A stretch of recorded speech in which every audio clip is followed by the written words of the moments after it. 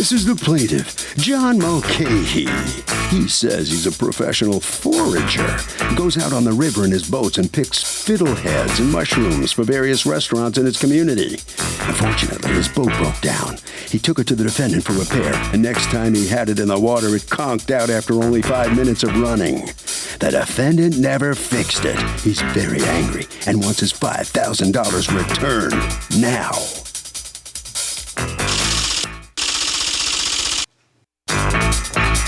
This is the defendant, Larry Giglio.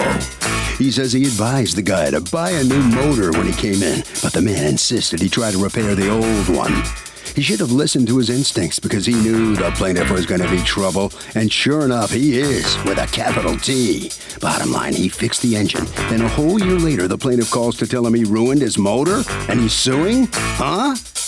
He's accused of blowing an engine. All parties, please raise your right hand. Be seated. Come to order, please. Litigants have been sworn, Your Honor.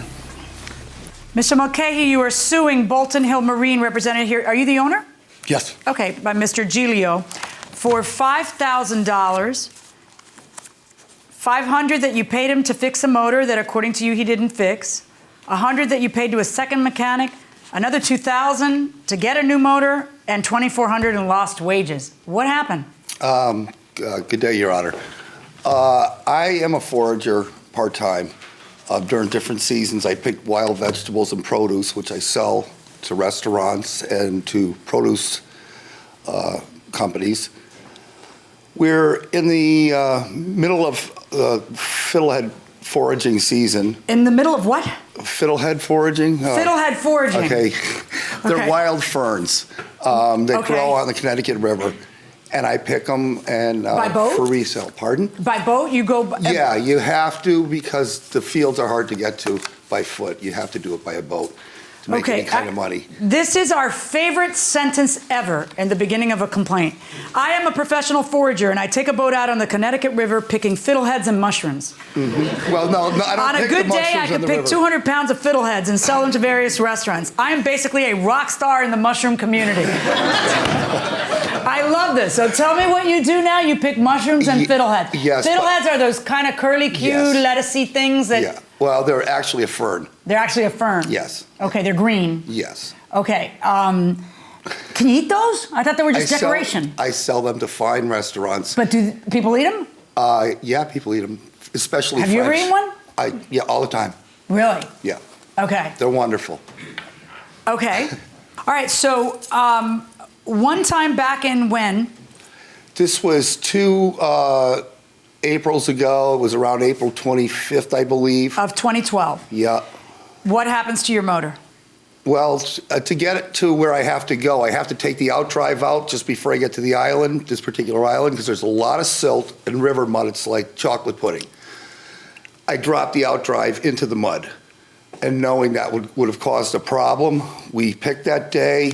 We started the motor up for about a minute, got into the current, and then we kind of paddled, and we had somebody tow us in. I didn't want to overheat the motor. I knew that there was going to be... Because you had done what wrong? Well, I dropped the outdrive into the mud, and I knew I know that's a no-no. Because what happens when you do? Well, it sucks up the mud, and it'll go into the impeller and it'll go into the motor.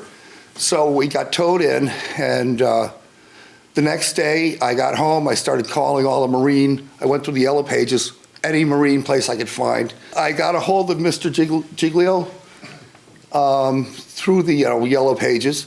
And I called him and I said, listen, I'm a forager. I need the boat right away. Can you do the job? And he says, yeah, I can have it for you tomorrow. He told me it would be $250. And so I said, great. I bought it to him. How old is this motor? Oh, it's about 14 years old. Anyways, I got I went to, the next day I went there and he had the outdrive apart and you could see all the river mud in it. The impeller looked fine, which is the water pump.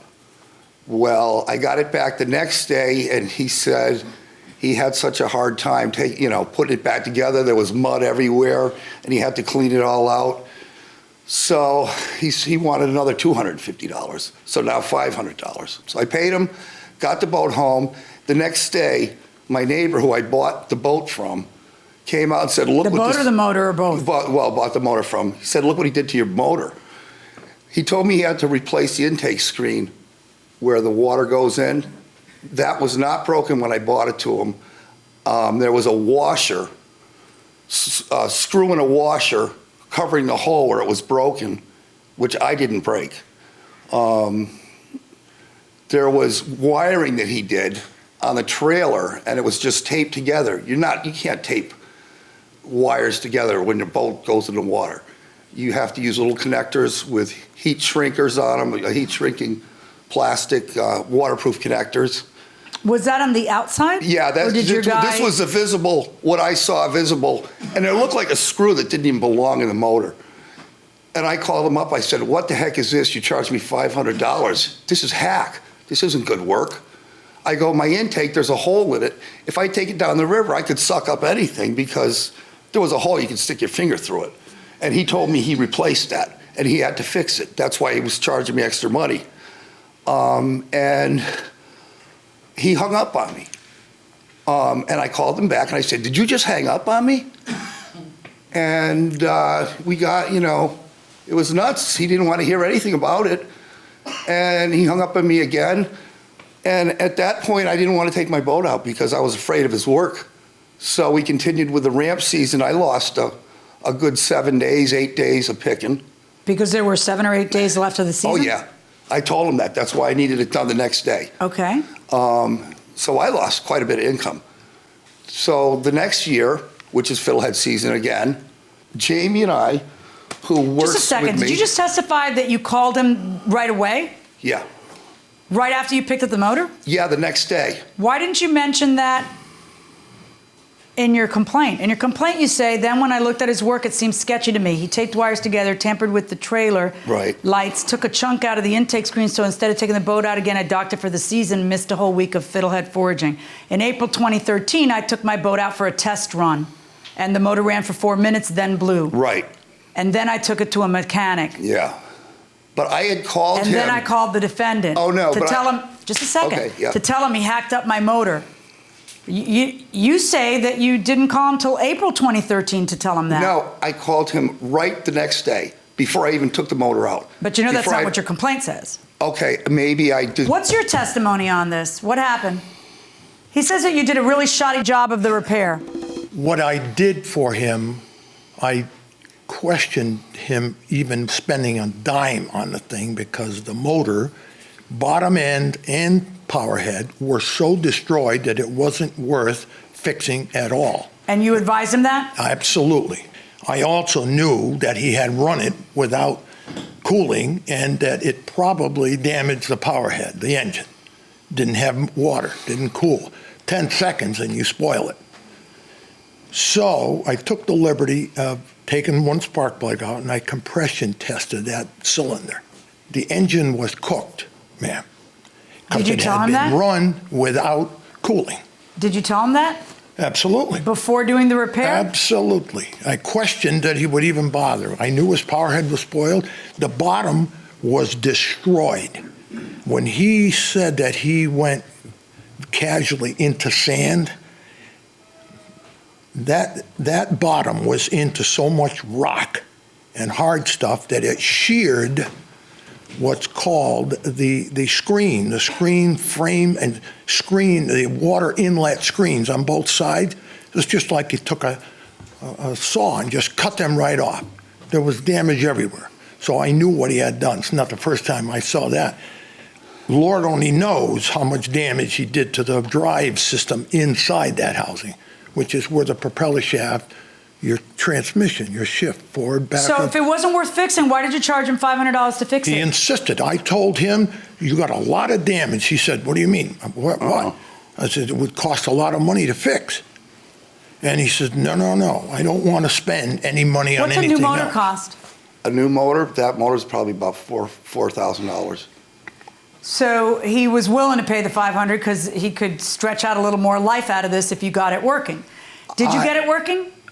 Yes, I did. When you left there, was it working? I didn't check it You didn't check it till April 2013?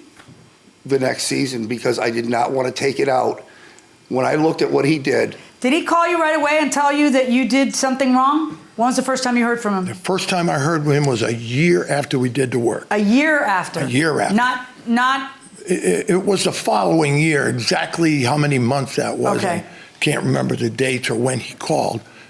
Well, when's fiddlehead season? Right now. No, but I mean, it goes from when to when? Well, it depends on the season because it depends on the weather. It could be June, it could be May or April. To when? It lasts about 3.5 weeks. Oh, it's very short. Yeah. So seasonal. When did you do the repair? When did he do the repair? I In did it April of 2012. Right. In 12, yes, 2012. Okay. Yes. And according to you, you didn't hear from him until April of the following 2013. year. Never heard from him.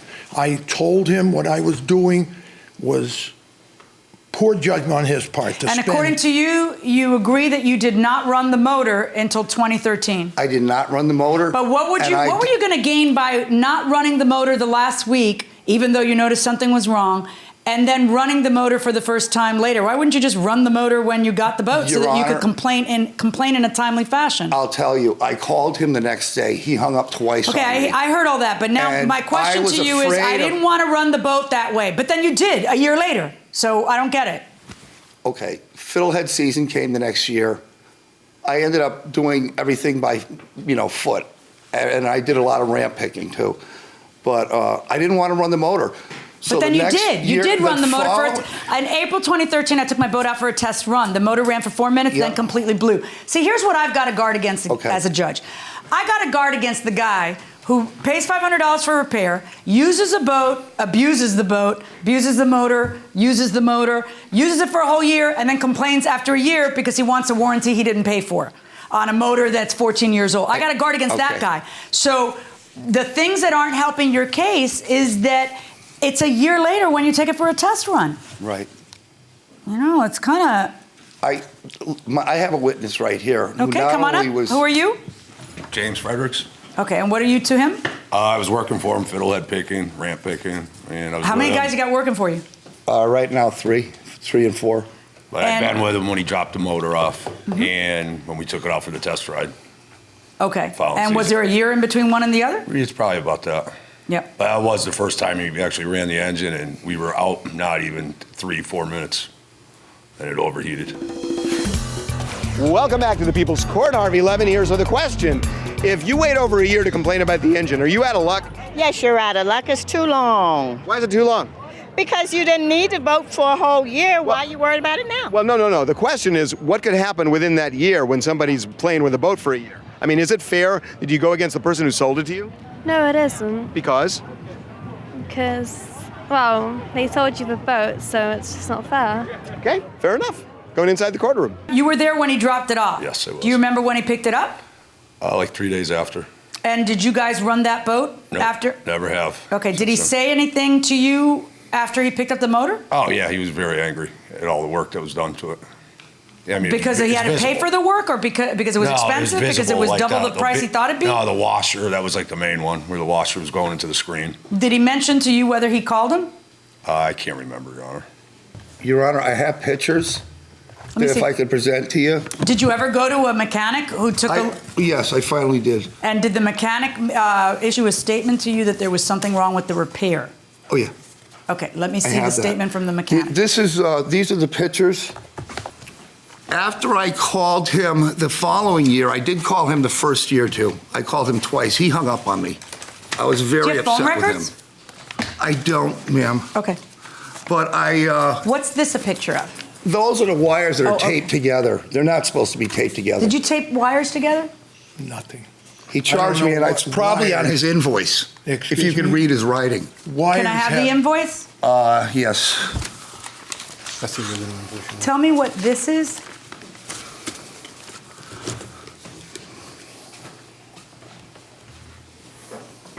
Where is it on his invoice that he taped wires, you said? He charged me for it, and I For can't what? read It his doesn't writing. say taped wires anywhere. I don't know what I you're saying. couldn't read his writing. Okay, well then it doesn't say that. Oh, this is a bottom. He was of the supposed to boat. fix One it. change water pump, something Is that what right, I'm something looking at with there? water, 2 change, something Can I oil. ask, Yeah. Hold on, ma'am? just hold. No, you don't double ask him cross? anything. Talk to me. Yeah. I'm not sure what I'm even looking at. You're looking at a washer on a screw, and he wants to know why that washer's there. I can't see where he's Show him where the washer is, please. It's on the intake screen. What I did do for him out of desperation after we put the new pump inside, and I explained to him explicitly, number one, with his intake screens just destroyed right off the side of the housing on both sides, that it voids any new water pumps, brand new, like I put in there. It voids it, because there's no screen to protect the water coming in of weeds or small things, whatnot. Nothing, it's gone, so that voids it, and I explained that to him. So I think he may have asked me if I could do a little makeshift repair, which was meaningless. Now, I can't recall doing anything to it because... Why is there a washer there? I couldn't tell you. You put the washer there. I can't remember that. And I told him the only repair, the only feasible repair to this housing is to get a new one. There's too much damage. damage. You said that you had some, there we go. This is the receipt for a water pump. Those are, they diagnosed the problem with the motor. The problem with the motor is he never cleaned the top closed and end full out. of silt? He never cleaned the top Maybe end that's of from that use. motor. I don't know, you didn't use it since it's a year later. It hasn't How are you been- going to prove this case? I expect you to bring me something from a mechanic saying this guy did nothing but the shoddiest workmanship.